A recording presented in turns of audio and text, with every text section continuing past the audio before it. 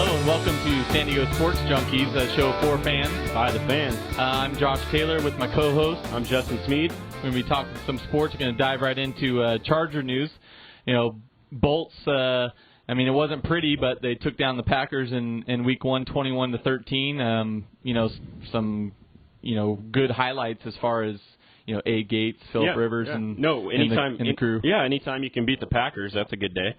But, we played pretty solid. There were some mistakes, obviously. They're glaring, but nothing crazy. I thought overall everybody did pretty well defensively and offensively. It looked like it was pretty good. Phillip Rivers didn't really get into a rhythm. He wasn't out there long enough. But overall, pretty good. 21-13 victory. So. Right, and things that I really liked is the fact that we have our first and second round draft picks playing deep into the third quarter. Right. We got Kendall Reyes and Ingram out there, really beating up the line, which is good.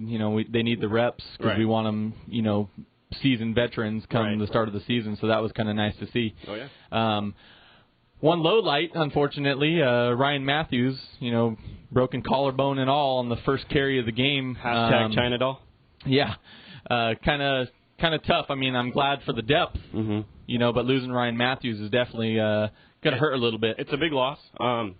He's our Pro Bowl running back, so thank God we have some depth this year. You got Ronnie Brown, you got Jackie Battle in there, so we're going to be okay till week 3, week 4, whenever he gets back. So I'm happy just about the depth this year. So, well, a lot of guys on Twitter today were talking about the fact that they think Jackie Battle, even if Ronnie Brown is healthy, they think Jackie Battle is week 5 or 6 going to be in there if Ryan Matthews for some reason can't make it in. Right. I think it's going to be like a running back by committee type deal. The best guy's going to play, and they're going to rotate, with McLean and. I think we'll see a good variety of just certain packages with everybody. Yeah, situational stuff. Right, and I think North Turner does a great job of that. So we'll see. We'll see how the packages look, and should be a full go once Matthews gets back. So right, and Ingram, making his presence felt early on. Beast. Nails Aaron Rodgers from the backside. Get a case on interception off of the hit. It was nice to see. That left tackle had no chance against Melvin Ingram on Thursday. Came around the edge. He even got clipped a little bit, still made the play, and still brought Aaron Rodgers down. A ball went up into the air, and just an overall great play to see a rookie make. It looked like a seasoned vet out there, running around the field, making plays. It was awesome, and that's what Charger football needs to get back to. A lot of that dominating of the days where Sean Merriman was here, and just getting back to physical, hard-nosed, you can't run defense. Right, and getting, the takeaways. Not only defensively, but as far as special teams, we had the interception. We had a couple fumbles that we recovered. Right. So that was really nice to see because that was one thing we did lack last year. Last year was bad in that area.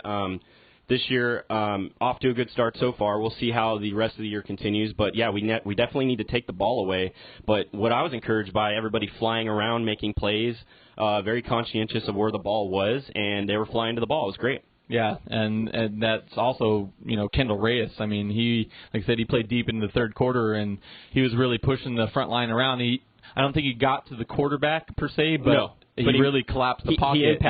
He impacted the pocket for the backup quarterback, Graham Harrell. Right. Really made him uncomfortable at certain times. And always was around the ball too, like Ingram was. So absolutely, it was good to see. It was definitely good to see. One thing I'm really excited about is Vincent Brown. Man. We saw a lot of, key plays last year, going up for the ball. Right. He's showing a lot of athleticism. Acrobatic catches. Right. And in this game, he had that one catch where he caught it, about the 10-yard line and made a couple juke moves, and some guys were reaching down to pick up their jocks as he trotted into the end zone. Oh, they left their jocks on the field, man. Made these guys look silly, and waltzed right in the end zone. I'm going, man, if he builds on a season he had last year as a rookie campaign, this year's only going to be better for Vincent Brown. He's going to be a stud for the Chargers. Is this his coming out party? It's his coming out party. This is going to be his season. I think for me, I think he's going to have a great year. I think I can see him around 1,000-yard receiver, and that's not something you say about every receiver in the league, but I think he has the potential to be a 1,000-yard type of receiver. Well, and it's funny you say that because a lot of people on Twitter were talking about him, taking out. We get from the Saints. Meacham. Meacham. Yeah. They were saying that there's a good chance that he could take his spot in the starting lineup. Well, I don't think the thing about this offense is this year nobody really has a set position. I don't know. There's not a true number one on the team. You got a Floyd who's a solid number two. Meacham's always been a number two. Royal's always been a number two. So you got a collective group of guys that really aren't into starting roles. So they just got to find and feel out their positions on the team. Right. I mean, this is just my argument, but I think honestly Floyd is our number one. I mean, as Meacham is coming in to be our number one, but what Floyd has showed, over the last few years that he can be a number one. He can be, but if he stays healthy, I don't see why he couldn't. But he has to stay healthy, and for me to consider him a number one, for me, Josh, he's not the type of guy in a fantasy football draft you go, man, I'd really like to pick up, Malcolm Floyd in the first or second round. He might. You know what I mean? Year, so that's why I don't. Yeah, maybe we'll see how he does. Right. If he's week 3 and his hamstring hurts and he's not playing. I mean, obviously he's not Andre Johnson. Let's be real. No, not at all. Not at all. But but I say as long as he's been here with the rapport he has with Phillip, definitely is our number one guy here. Right. So I mean, and that's the thing with Phillip. I mean, he threw 4,600 yards last year, so Floyd's gonna have plenty of time to get his hands on the ball. Big play receiver. He's gonna have those 50-yard gains. He's gonna have those nice 30-yard gains. He just makes plays like Vincent Jackson in a way. He goes up for those acrobatic ones and comes down with it most of the time. Right. So another guy, a good side note, Antonio Gates. First touchdown of the game. He ran a nice little slant pattern inside towards the goalpost, wide open. I mean, he is looking so good, so fast, lean. He's lost 5 pounds in the off season, which might not mean a lot, but that could be the edge that he needs to stay elite and healthy too, because it takes a little weight off his foot, and he says his foot feels better than ever, and you can see it in Phillip's interviews when he talks about Gates. He just raves that he's keeping in shape. Looks leaner than ever, and he's just happy and excited that his tight end's back to full strength, and he's going to have him at his disposal all year long. Right, and I also like the fact of our special teams. You're talking about Rick Bisaccia. Rick Bisaccia. Yeah, Bisaccia. Yeah. He came in and our special teams was really flying around the ball, making things happen. Mm-hmm. Got right in the guy's face on that punt return and caused them to fumble the ball, and I mean we didn't recover it that time, but I mean you jarred the ball loose, you had a chance at the ball, so and they didn't allow any such returns, which was nice to see. They get to the 20-yard line, but that's almost a given. Anything past that, that's what we want to see. We want to see them stopping around the 20. No, Rick Bisaccia was brought in 2 years ago to do this. He was to do this job. He's one of the best special teams coaches in all of football, and he brings an attitude to the special teams unit. And remember 2 years ago when we were absolutely dreadful on special teams, we couldn't catch punts, they were getting them returned on us all season. He came in and rectified that last year, and this year looks like the potential could be even better for a even better special teams unit. Absolutely. Another nice thing, Phillip Rivers, for the most part, he looked comfortable. On that pass to Gates, he really stepped on the pocket, stayed tall as the rush was coming at him, and delivered that ball right in the spot. Oh yeah, like nothing was going to phase him. Stepped right up, made a nice throw, and scored the TD just like he always does. He's good in the pocket, man. Well, that's one thing that I was watching SportsCenter the other day, and there's the NFL Live, and they were talking about Phillip Rivers and his pocket presence. Mm-hmm. I mean, the guy stands in there against the rush and delivers the ball, and that's what's making him such a great quarterback. 6'5", he can see the field. He's very patient in the pocket. He sees the whole field. He senses pressure when it's around him. He knows where to step. He just gets it done, man. He stands right in there. He takes a big blow usually, but 9 out of 10 he completes the pass for big gains. So right now he threw an interception. Yeah. Obviously, everybody since last year, and he threw a lot of interceptions last year. They're kind of on him when they interviewed him. After the fact, that was the first question that was brought up. And you can tell that he was frustrated. Well, is it something to be concerned, or is it? I mean, it's preseason, a little too early. It's preseason, and I don't think we need to be concerned. He definitely needs to cut that 20 total down from last year with the picks. What concerns me is that was the same guy who did it to him last year and took it to the house for 6 against the Packers. He just jumped the route, and I don't know if it was miscommunication because that ball was intended for Robert Meacham. I don't know if they're just on the same page yet or they haven't had enough camp time. But, he just made a bad read. I'm not going to look too far into it. It is preseason. If he throws a pick here and there and it gets bad I'm not going to scold him for those, you know. But picks like that's a little iffy, man. You can't be doing that. Right. So. The nice thing for me watching that game is Jarrett Lee, stepping in as our backup quarterback. Mm-hmm. He wasn't supposed to be the number 2, but he stepped in the number 2 role, and he had 235 yards and a touchdown. He really had a lot of poise. He looked good. Oh yeah, no, he comes from a big school in LSU. He's from the SEC. Kid can play football. He started his junior year. Didn't get to play his senior year because they had brought in a new quarterback there. But he's actually a pretty solid quarterback. They really took a good look at him, and that's why they brought him in. And he seemed fine to me. His pocket presence was really good. He stood in there and made a lot of good throws. So right. So my question to you, is it Jarrett Lee or is it Whitehurst that gets the number 2 role? I know Whitehurst, obviously, he has a little more experience. Right. Clipboard Jesus.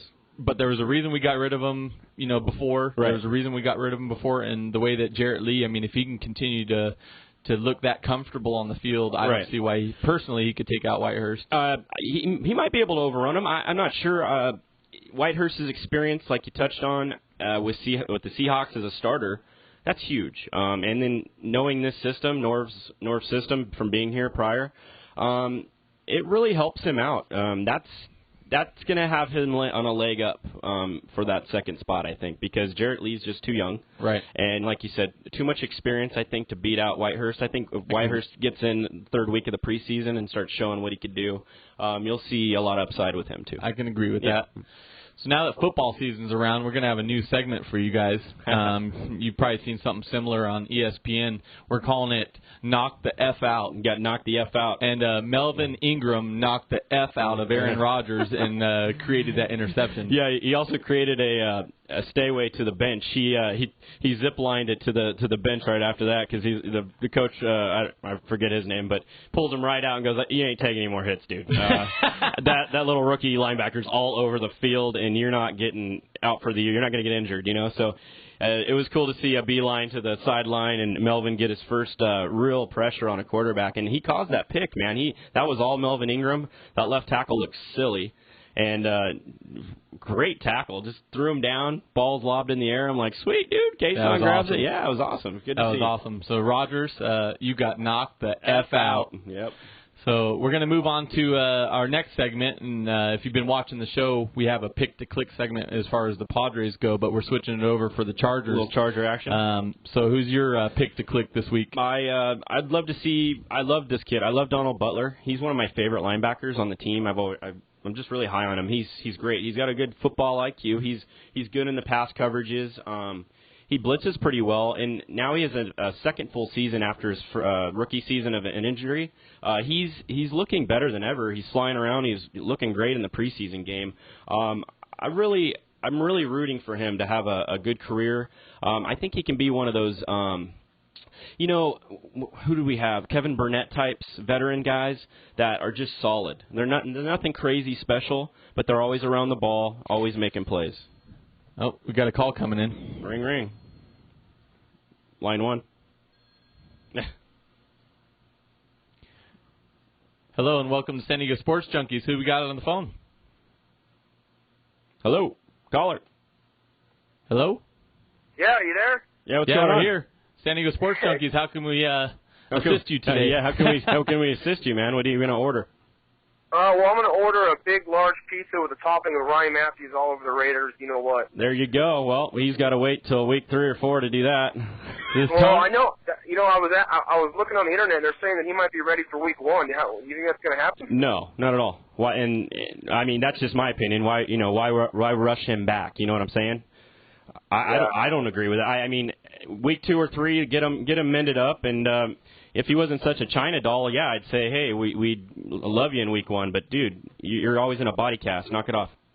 Yeah, I Yeah, think exactly. I think Tony, we kind of touched on this at the beginning of the show with Ryan Matthews. Our depth is so deep right now at running back. I mean, it might not be quality, but it is depth. It's veteran depth. I think that bring him back slow, because with Gates, they brought him back kind of quick, and he was injured all year long, battling injuries. I think with Ryan Matthews, they need to slow his return. Maybe the home opener against the Titans. Yeah. But I don't think they need to rush him back. Yeah, because take it easy on him. Ronnie Brown and Battle are strong, backups. I think they can fill the role. Very, very capable backups. That's why you brought those guys in, for the same exact reason.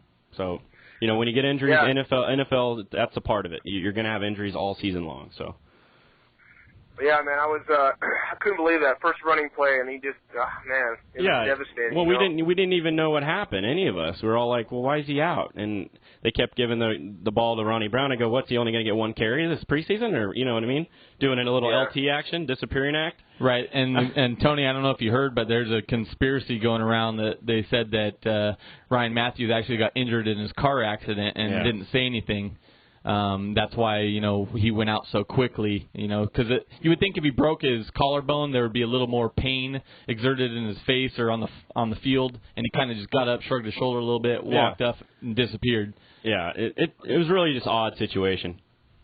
Yeah, I think Melvin Ingram's going to be pretty awesome this year, man. He was pretty impressive that first game. You got to love that kid. Him and Reyes stand out like crazy people, man. They're great. They got so much potential and upside. It's going to be so fun to watch these guys grow. Yeah, I'm looking forward to it, man. I can't wait till week 1. I'm out here in Arizona, and there's a bunch of Raider fans out here, and I tell you, man, dude, there's Raider fans everywhere. You can't get away from them. Arizona. Oh my God.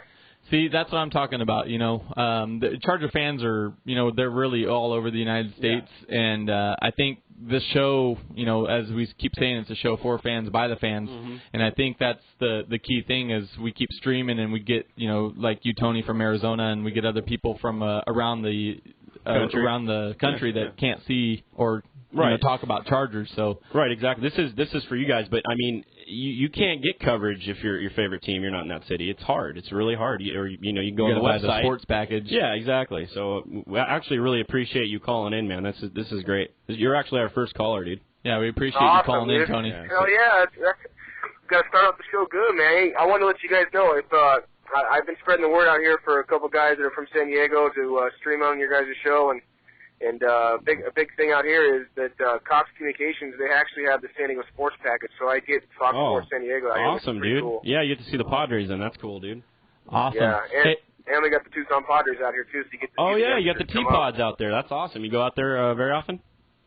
Yeah, I try to go out there as much as I can. I was a big Forsythe fan before he went up to the big leagues. And, right. I haven't been over. I don't know if is Grandal in Tucson right now. I think he's going back to do a couple rehab starts. Right, he did some BP today, and for the most part, everything looked good. He was a little short on his left-handed swing, but they said he's going to take BP again tomorrow, and then they're going to make their decision whether or not they're going to send him out to Tucson to start, swinging it live. Right.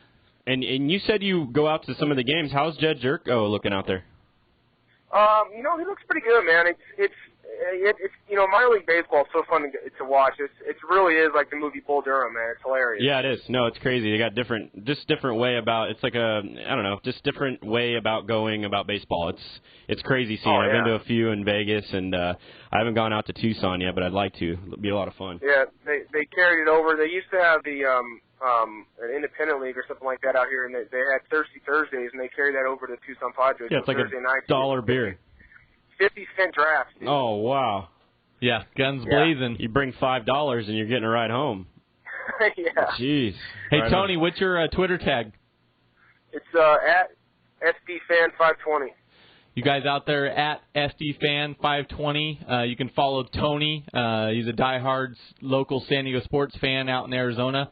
I'm pretty sure he'd appreciate some followers so he can stay on top of the San Diego sports. Give Tony some love, man. Give Tony some love.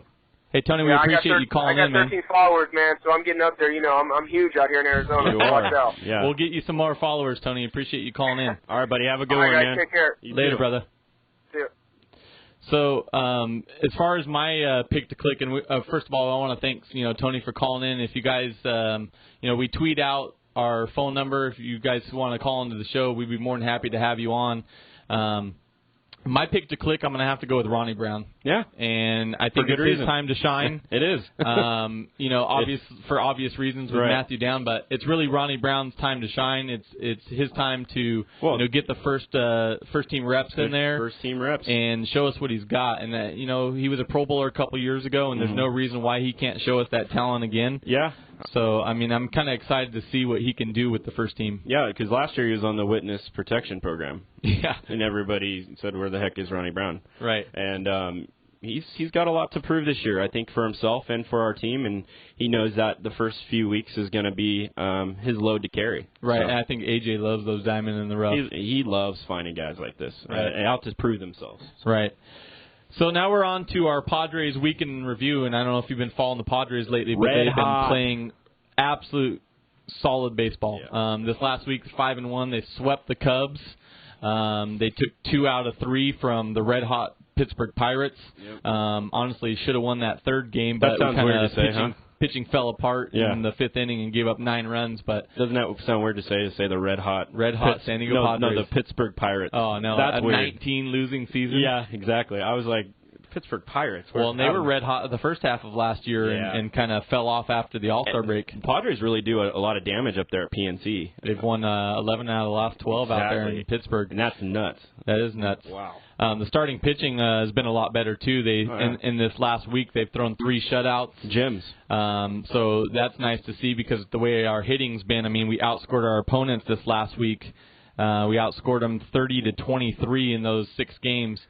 So with our starting pitching, run support. Up, that's exactly what we need going into the end of this year is really showing what we can bring to 2013.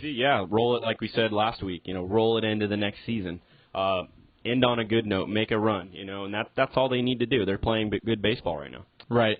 And with that, Chase Headley gets National League Player of the Week honors. Wow. He batted .333 with 3 home runs and 11 RBIs in 6 games. That is unbelievable. That is some good numbers right there. And, there's a reason why they kept him. There's a reason why they didn't trade him off. Right. And now they need to sign the him. contract. Now they need to extend his contract. He's in the prime of his career, and there's no reason not to, like you said. There's no reason why they can't extend his contract. Speaking of extending contracts, Mark Kotze was extended into 2013. Solid veteran. I think a lot of people are kind of iffy about it, but what I look at is he's got veteran leadership. He's got a heart of gold, and I think a lot of our young players can learn from him. They talk about him all the time. He's an outspoken leader in there. He brings that veteran leadership, like you touched on, and he brings a clubhouse presence. He can screw around with the young kids, but you know what? He's there to help too, and he's a solid guy off the bench. He's batting almost like 300 this year. Right. So it's off the bench is strong. Yeah, exactly. So he's a professional hitter. He goes up and does his job. If a runner needs to get over, he moves him over. He does the best that he can, and he's having a decent year with the Padres. So why not bring him back? Absolutely. Yeah. Glad to see it. So down on the farm, we keep talking about Chase Headley. Jed Jerko, which has been really pushing to get up here in third base. He's actually been working playing second base. That's and I guess he played a lot there in college. He did play a little bit in the minor leagues at second base. He played there in high school, so it's really a comfortable position for him. Yeah. And I think it's a good thing because, like I said, Headley's not going anywhere. Right. And I think Amarista could play potentially shortstop, and Jerko coming up, that's only going to make our lineup that much better. Yeah, they're going to have some crazy decisions to make in the offseason. I don't know if Jed Jerko gets up here this season. I hope he does. I think September call-up. Yeah, for sure. I think so. I'm pretty sure he'll probably get his opportunity. They're going to have a logjam in the infield next year. They're going to have some rough decisions to make. Maybe they can move a couple pieces. I don't know. I just like the core that we have. And switching to second base is great because if we do ink Headley, like we touched on, Jerko comes and rakes up here and solidifies his spot with Amarista already and Everett Cabrera and these young kids. And Alonso. Yeah, exactly. Have a pretty solid lineup. Yeah, you're looking at a huge logjam. So but it's all good. It's a good situation to be in. It's definitely not a bad one. There'd be a lot worse things. Right. So a little quick touch on the down on the farm. Yasmani and Stauffer both making steady progress, like we talked about earlier. Yasmani, he's been swinging the bat. He's going to swing the bat again in BP tomorrow. If all checks out, they're going to send him to Double-A to work on some stuff. Stauffer's already throwing bullpen in Arizona. They're looking at extending his innings. That's what they're working on now, is getting his innings up. His arm strength. But also right before the show, I heard that Cashner and Bass also are going to be sent over to Double-A. So we're going to have a lot of injuries that are turning around for a positive coming late August, early September for us, which is going to be nice. Yeah, last month of the season, maybe we can get a little idea what next year will be like. Absolutely. That'll be a little preview action, and those are two huge guys. I mean, I'm glad they're on the mend. Yasmani's huge. He's proved himself, and we missed him, Stauffer, because he's just solid. Right. So, hopefully they get better soon, and we can see what the next year's team's going to look like. Absolutely. I want to touch a little Aztec news. I was listening to ESPN today, and they were talking about Aztec's head coach for football, Rocky Long. He wants to take a little challenge as far as fourth downs go, and he wants to go for them a majority of the time. And honestly, I love it. I mean, I agree too. I really like it. I think go big or go home. Absolutely. What do you have to lose? Grab your cojones and why don't you punch the ball in the end zone? I mean, you're moving. You're eventually they're going to be in the Big East next year, right? So no, not next year. 2013. Yeah. So you got to get ready for these kinds of games. Are getting tougher. I mean, late in ball games, and you're going for it on fourth down. That's pretty ballsy. I mean, the other team's not going to be very happy, but he obviously doesn't care. So it's going to be fun to watch fourth downs. I like to see it because a lot of the big teams do it, and that's one way they keep the defense on the field. It does. It tires them out. They're not going to convert them all. No. They're not going to convert a ball. No. They do need to be smart about it. I mean, obviously, if you're only on their 48-yard line and it's a close scoring game, you don't want to do something stupid. Right, give them the ball back at midfield. Geez. Right, but at the same time, you're going to convert quite a few of them. You're going to keep their defense on the field, which is going to tire them out and give you more offensive opportunities. Yeah, I could see get to the 30-yard line and close. 30 to the goal line, and I would go for him in that specific spot. Don't do anything childish. Don't give the ball back. Right. But yeah, it's kind of a ballsy move, but it'd be fun to watch. Absolutely. Yeah. Another little tidbit: Ryan Katz was named the starting quarterback, which everybody knew that. We all pretty much knew that was going to happen. But he's got some good experience coming down from Oregon, and I think he's going to be one key piece to maintaining what Aztec football has done over the last few years. What Ryan Lindley left behind. He's just a solid guy that has really a lot of experience. So you pretty much knew he was going to be penciled in as a starter because they're going to go with the more experienced quarterback, and he's solid. So. Right. We're going to move on to our next segment, which is one that we love the most, and that's our D-Bag of the Week.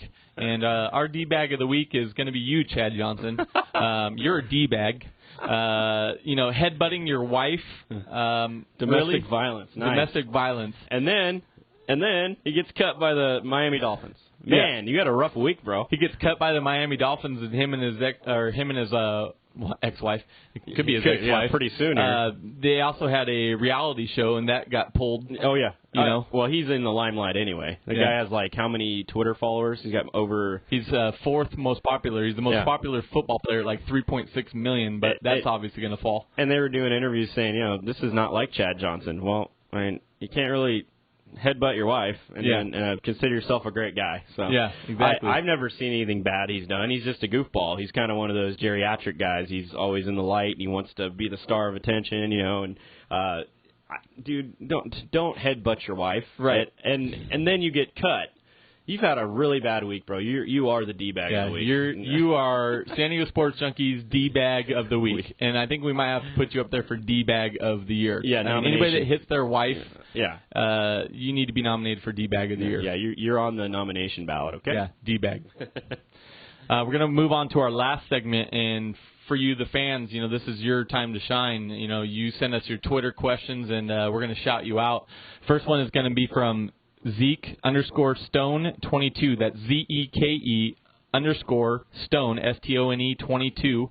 He wants to know, is anyone going to have a breakout season, and if so, who? Well, mine, like I said earlier, I expect Vincent Brown to be the catalyst for the wide receiver core this year. I think he is going to be a sleeper guy that's going to have I think the wide receivers are going to be predicated around him.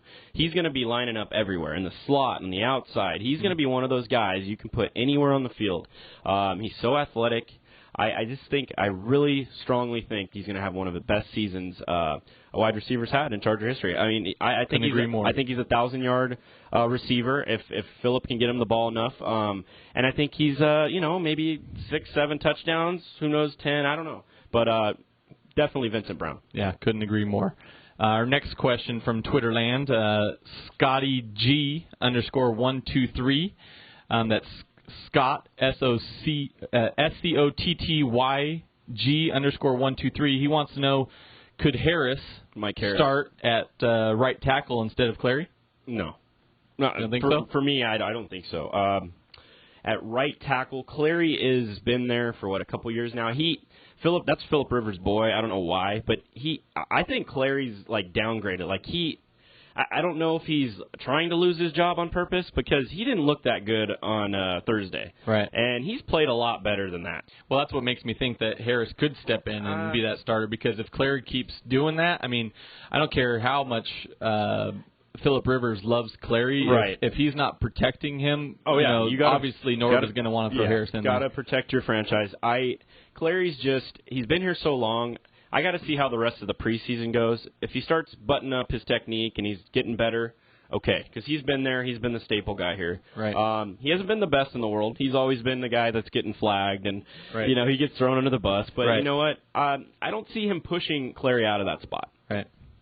Like you said, he does have obviously the knowledge. He's been there. Yeah, he's a veteran. He's won those battles in the trenches. Yeah, he's been in the big games with Phillip and the boys. I would love to see him there just from that standpoint alone. Right. But at the same time, I want to see Phillip Rivers stay upright. Right. And then Mike Harris is an undrafted free agent from UCLA. I mean, not taking anything away from the kid. Right. He's still got a lot of growing to do. He's a big physical guy. I think he's 6'5". He's got long arms. He filled in nicely. He has filled in nicely with Jared Gaither being on the shelf. Right. I just don't see him pushing him. But that whole line might be spruced up anyway. We don't know who's starting where. I think there's going to be a lot of moving pieces. Yeah, because we still don't know if Jared Gaither's healthy. So right. the whole line's in question to me right now, except Hardwick. Right. So yeah, we'll see. Staple. Yeah. So we're going to move on to our last segment, and it's our over-under segment. First over-under question. Vincent Brown, who we've been raving about this whole entire show. He's our boy. Vincent Brown has 7 touchdowns. Over or under? Over. Like we just touched on, I think he can be in that 7 to 10 category with 1,000 yards. I think this is his breakout season, and I think he goes over the 7 TDs. What do you think? If he has 7 to 10 and 1,000 yards, I think I might pull Frank the Tank and run around the street naked. Oh. Nobody wants to see that, bro. Nobody wants to see that. Right. Yeah, get in the car, Frank. Hey, honey, you think KFC's still open? Yeah, right. Hey, honey. No, we're streaking. Yeah, Josh, put your clothes on. Get in the car. No, that would be a solid year, obviously. But, yeah, I think he could have a Pro Bowl-type season. I'm not going to say he's going to be a Pro Bowler. No, but in this offense, he's going to thrive, man. He showed his flashes last year how solid he is. He just catches the ball, and he runs with it. He's agile. His yak is crazy. Yeah, absolutely. I agree. I think it'll be over 7. So Chase Headley right now has 71 RBIs. There's roughly 50 games left. Uh-huh. Over under, Chase Headley finishes with 100 RBIs. Easy. He's just on fire. I mean, he's killing the baseball right now. He's in a groove that is nuts. I think the weight of that trade talks is finally just the weight of his shoulders. Yep. Yeah, Absolutely. he did touch on that, and I can only imagine what you're thinking when you're being rumored to go somewhere else, and that pressure you have to play with, and then once you get to stay at your home and you don't have to move. Man, it's just like a different Chase Headley up there. Yep, so I agree. Last over-under here. This is the one that, takes the cake. Chargers, over or under, they win 11 games? For me, it's not over. No, it's going to be under. The division is too tough this year to say. Don't get me wrong. I hope they win 11 or more games. I really do. I think they have a team that can do it. I just think that the competitive balance in the AFC West this year is crazy high with Peyton, Carson Palmer, Matt Castle. Everybody's loaded. And every AFC West game we watch is a knockout, drag-out fight. Right. So For me, I think we hover around the 9 to 10 wins, and I think 10 pushes us in the playoffs, which I have us winning the division this year. Yeah, I think 10 is the magic number. I'm going to have to say either just under or we push. I mean, 11-5, though. I was looking at the schedule earlier, and I think, I hate to say it, but I think, we lose a couple divisional games. Our division is so tough. They are tough, man. And there's some tough competition that we're going to have to play on the road. It's some of the craziest places that we have to go to. Arrowhead, the Black Hole in Oakland. The places get rowdy. Denver, Mile High. You can't get any worse than that. Look what KC did to Green Bay last year. Because of the crowd, yeah. I mean, Arrowhead. it's crazy, man. Right. Just the whole division as a whole, though. It's just too tough this year. We're going to lose some games. We all know that. We're not going to go perfect. We're going to be mad during the season. We're going to be pissed off. Right. But I think we're hovering around 10 wins this year. That's my feeling. So. Sounds good to me. So, everybody, we want to thank you for tuning in to San Diego Sports Junkies. We want to thank Tony for calling into the show. We really appreciate your input. You guys, this is your show. It's a show for fans. By the fans. We want your input. Call us. Send us tweets. Email us. If you want to be a guest on the show, let us know, man. We're only getting bigger and better, and we want your input. So input is highly regarded here, man. We very much appreciate it. Yep, this is your show. So, San Diego Sports Junkies. A show for fans, by the fans. I'm Josh Taylor. I'm Justin Smead. And we're out.